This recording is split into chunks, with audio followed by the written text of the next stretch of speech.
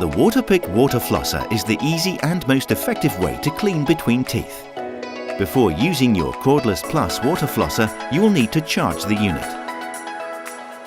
Turn the power switch to off. Plug the charging cord into the unit and charge for 24 hours.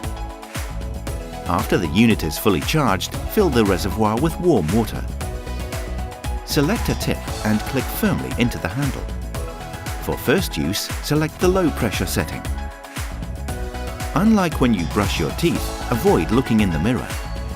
To start water flossing, lean over the sink and place the tip in your mouth. Turn unit on.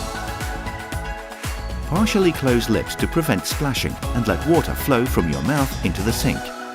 Keep the unit upright for continuous water flow. Aim the tip at the gum line. For best results, start with your back teeth. Move along the gum line, pausing briefly between teeth. Floss front and back side of teeth for 1 minute a day. To remove or change the tip, press the eject button on top of the unit. The Waterpik Water Flosser removes up to 99.9% of plaque from treated areas and is up to 50% more effective than string floss. You can have healthier gums and brighter teeth with the Waterpik Water Flosser.